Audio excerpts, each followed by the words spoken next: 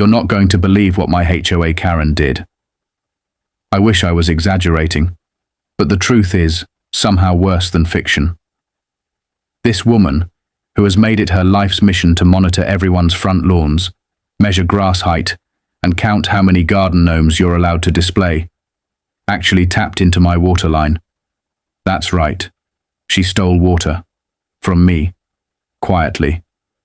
Over weeks, maybe months, while pretending to smile and wave from across the street like nothing was happening. I didn't even realize it until my water bill nearly doubled out of nowhere, and what started as mild confusion quickly spiraled into a full-blown investigation that led me to discover a hidden connection running from my yard directly into her sprinkler system. At first, I thought it was just a leak, maybe a busted pipe or a faulty irrigation timer. But as I started digging deeper, I noticed something that didn't add up. The usage numbers didn't match my habits. I don't even water my lawn that often.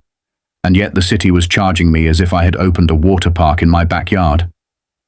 The more I looked into it, the more suspicious I became. And there was one common denominator: Karen. Always out front. Always fiddling with her yard.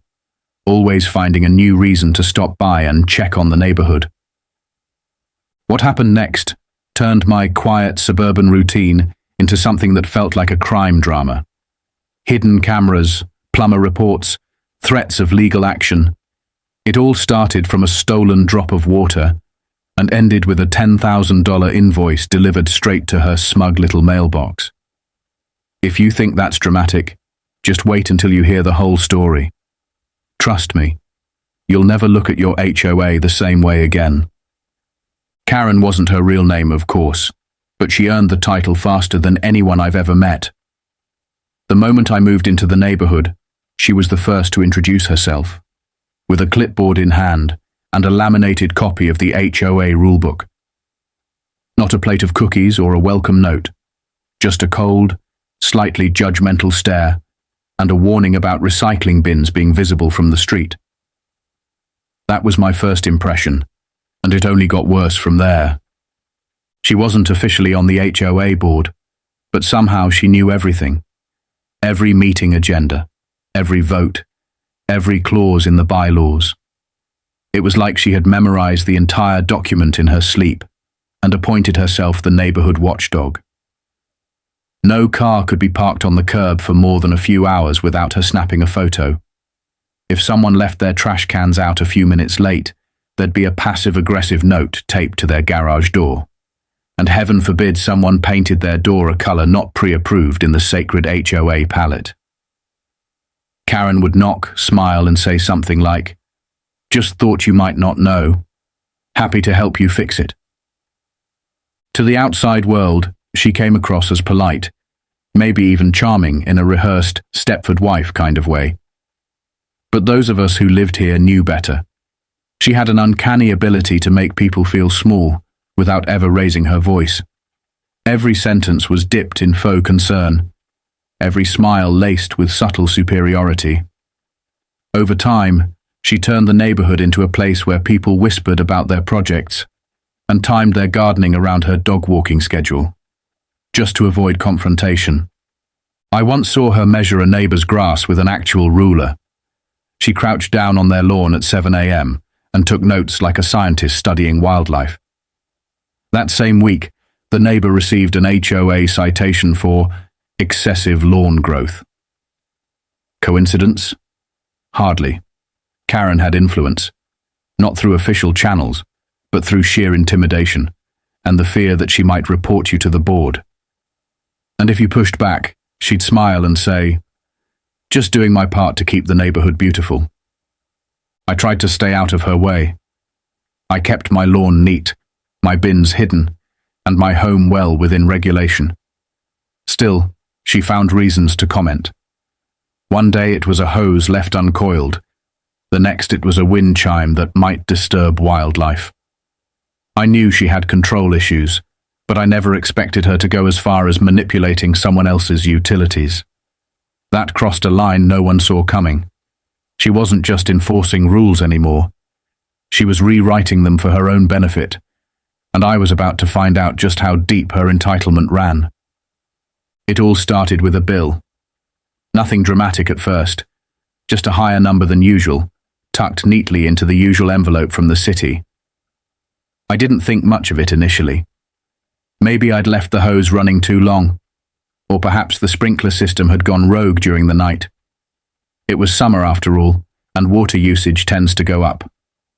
But then the next bill came, and it was even higher. Not a small increase either. We're talking double what I typically paid. That's when my curiosity turned into concern. I checked the usual suspects. Faucets, fine. Toilets, no silent leaks. I even listened for that faint hissing sound near the water heater, hoping to catch a clue. But everything inside the house seemed perfectly normal. No puddles, no soft spots in the yard, nothing out of place. Yet the numbers didn't lie. I was being charged for nearly twice the amount of water I'd ever used. I even pulled up the last 12 months of statements just to make sure I wasn't being dramatic. The pattern was crystal clear. The spike wasn't gradual, it was sudden and sustained, like someone had flipped a switch. At this point, I figured it might be a busted pipe underground, something I couldn't see.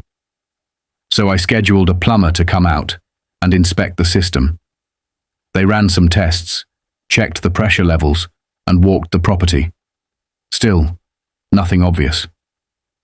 But then the plumber paused near the side of the house, where the main line fed into the ground. He squatted, pulled away some loose gravel, and raised his eyebrows. That's when I saw it too. An unfamiliar pipe branching off the main, tucked carefully beneath the landscaping. My heart dropped into my stomach. That pipe wasn't supposed to be there. It looked new, too clean, too deliberate. I didn't want to jump to conclusions, but something felt wrong. Very wrong.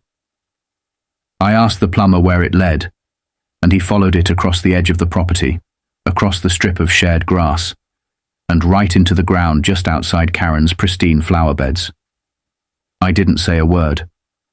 I just stood there, staring at her yard, realizing I might have just uncovered something far bigger than a leak, something intentional, something illegal. I stood there, frozen, staring at the clean new pipe disappearing into the dirt, like it was some kind of underground secret passage. My mind was racing, trying to rationalize what I had just seen. Maybe it was old and I never noticed. Maybe it served some shared system I hadn't been told about. But the plumber confirmed it was recent. The fittings were bright, the connections tight, and the trench it lay in hadn't even fully settled. Whoever installed it knew what they were doing, and they'd done it quietly. I didn't want to believe it, but the direction it led left little room for doubt. Karen's yard, Karen's sprinklers, Karen's perfectly timed waterings that kept her grass emerald green, even during our community's voluntary water conservation month. I thanked the plumber, told him to hold off on any repairs for now, and decided I needed to dig a little deeper, literally and figuratively. I waited until nightfall.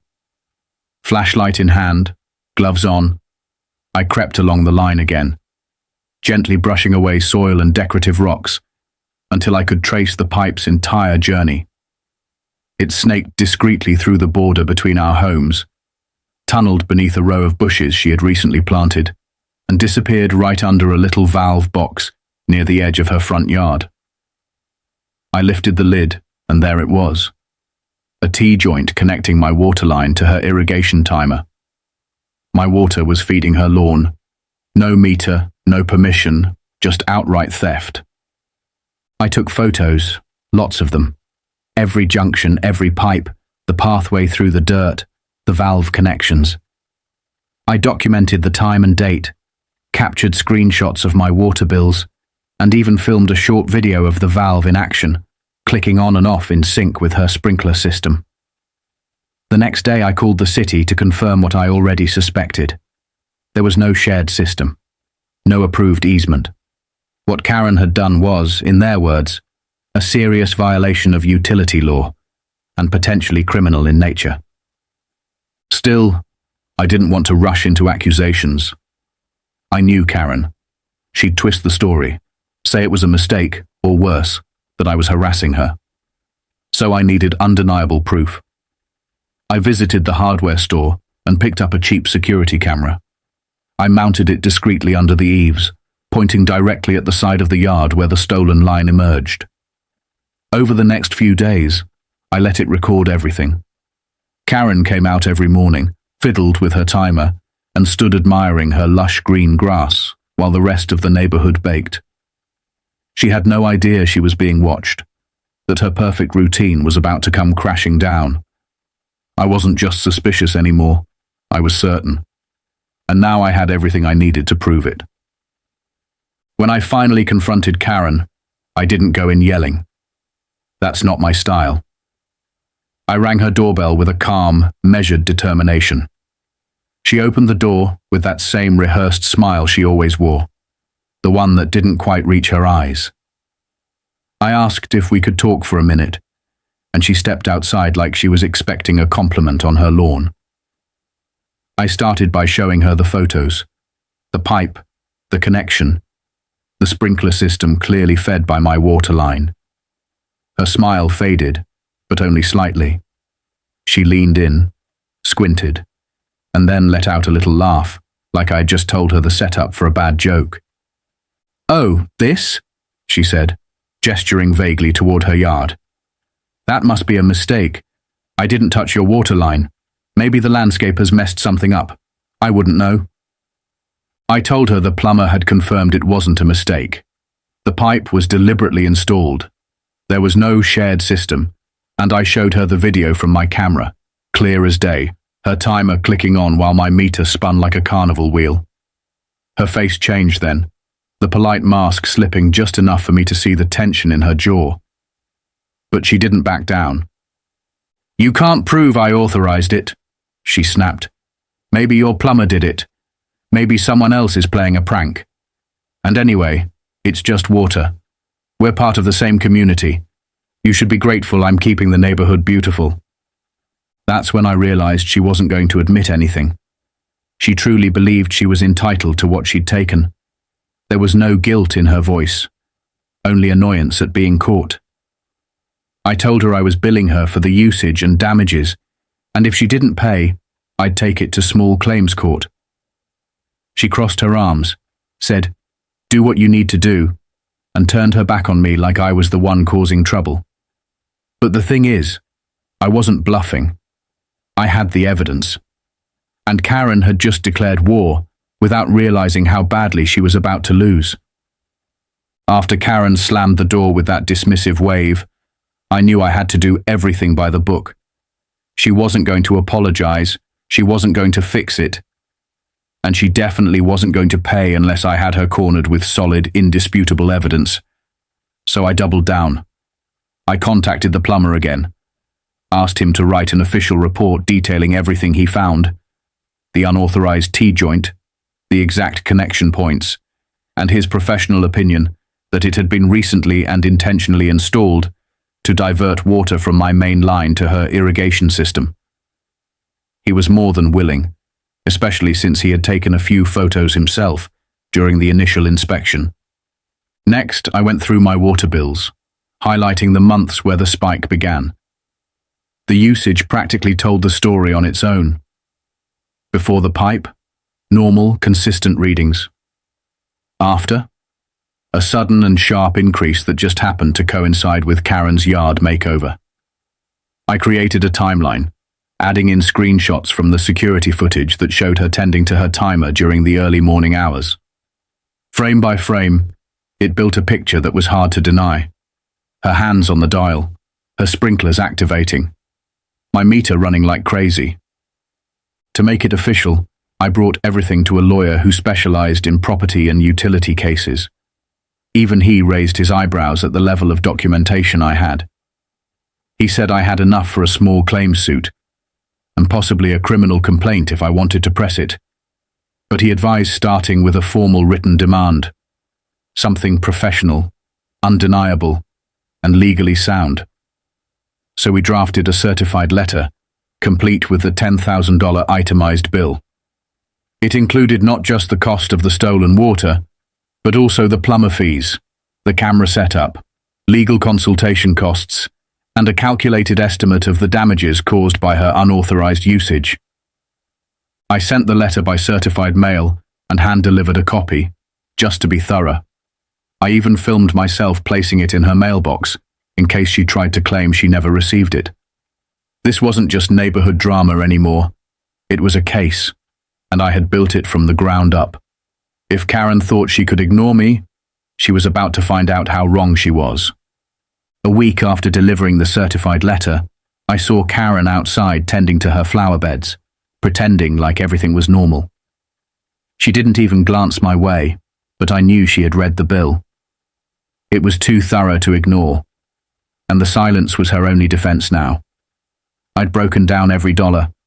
Nearly 6 months of inflated water usage, labor fees from the plumber, equipment expenses, even the legal consultation.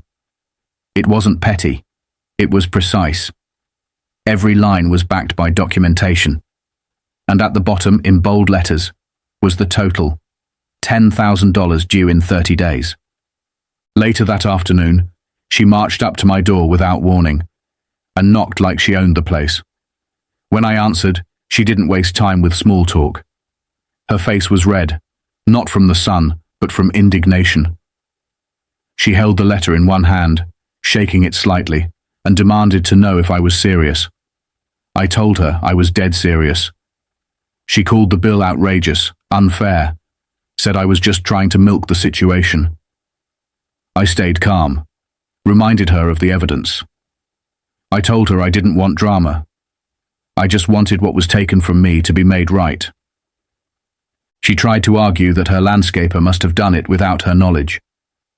I offered to drop the bill if she could produce an invoice or written order, showing she'd authorized something different. Of course, she had nothing. Her voice got louder, her tone shriller, but I didn't flinch. I just pointed out that I had video footage, a professional report, and her refusal to remove the connection until after the letter was delivered. Her voice faltered. She left in a huff, muttering something about talking to the board. But this time it was different.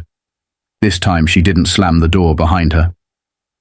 She walked slower, heavier, like the weight of the truth was finally settling in. She knew the evidence was airtight. She knew I wasn't bluffing. And deep down, I think she knew she deserved that bill.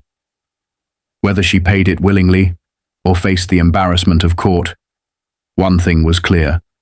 Karen had just learned that some neighbors aren't so easy to steal from. Justice wasn't just served. It was itemized, documented, and hand-delivered. The days that followed were surprisingly quiet. Karen, usually out front 3 times a day trimming hedges or glaring at anyone who parked too close to the curb, vanished. No HOA patrol walks. No unsolicited comments about lawn maintenance. It was like she had gone into hiding, but the silence didn't last long. Word got out, fast. One of the board members, who happened to live a few doors down and had also received her share of Karen's nitpicking over the years, stopped me during my morning walk. She'd heard about the bill and asked, half-jokingly, if I'd really caught Karen stealing water. I didn't need to say much, just a nod and a, yep. That was all it took. By the end of the week, I started getting polite messages from other neighbors, a few thanking me for standing up to her. Turns out I wasn't the only one who'd had enough. Someone anonymously forwarded the HOA board a copy of my documentation, including the video stills and the plumber's report. Within days, a special meeting was scheduled. Karen didn't show, but her sprinkler system was mysteriously disconnected the next morning. An inspector from the city came out shortly after, apparently tipped off by the sudden interest in unauthorized utility use. He confirmed the illegal tap, issued a fine, and made her pay for a full removal and inspection of her irrigation system. The irony was delicious. Karen, who had once tried to fine someone for a decorative bird bath that collected too much rainwater, was now being penalized for actual utility theft. She couldn't hide behind her smile anymore. Everyone knew. Eventually, she tried to spin it, told anyone who would listen that she had been misinformed by a contractor and that it was all a big misunderstanding. But no one bought it. Her authority, her image, her little HOA empire shattered. The board quietly stripped her of any informal power she had. They even updated the bylaws to require approval and inspection for any future irrigation work. Karen still lives in the neighborhood, but she keeps her head down now. No more unsolicited advice, no more measuring tape patrols. Just a quiet front yard and a watered-down reputation. It's amazing how fast someone can go from fear to forgotten once the truth comes out. Looking back, the most surprising part wasn't that someone tapped into my water line. It was how long it took me to notice. We trust our neighbors, especially in communities that look picture perfect on the surface. But even in the nicest neighborhoods, lines get crossed, and sometimes you don't realize it until you're the one paying the price. If I'd ignored those water bills or brushed off the rising costs as a seasonal glitch, Karen might still be watering her yard on my dime. The experience taught me that vigilance isn't about being paranoid. It's about being informed. It also taught me the importance of documentation. Every photo, every receipt, every video clip became a brick in the wall that protected me from gaslighting and deflection. Without that evidence, Karen would have twisted the story, played the victim, and probably tried to flip the blame. But because I kept a record, there was no debate. It's not enough to know you're right. You have to be able to prove it. And finally, I learned that silence protects the wrong people. Speaking up, even if it feels uncomfortable or confrontational, is sometimes the only way to make things right. You don't have to yell or cause a scene. You just have to stand firm, stay calm, and let the truth do the work. If someone's taking advantage of you, whether it's water, space, time, or peace of mind, you're not being dramatic by setting boundaries. You're protecting what's yours. And trust me, the feeling of reclaiming what was stolen from you, especially when done with precision and patience, is worth every uncomfortable moment along the way. So that's how my HOA Karen went from self-appointed queen of the neighborhood to the woman who got caught stealing water and ended up with a $10,000 bill in her mailbox. Justice didn't just knock. It showed up with receipts, video evidence, and a plumber's signature. If you've ever dealt with someone who thought the rules didn't apply to them, I hope this story gave you a little hope, and maybe even a laugh. Don't forget to like, comment if you've had your own Karen moment, and subscribe for more wild true stories. Until next time, keep your water lines and your boundaries secure.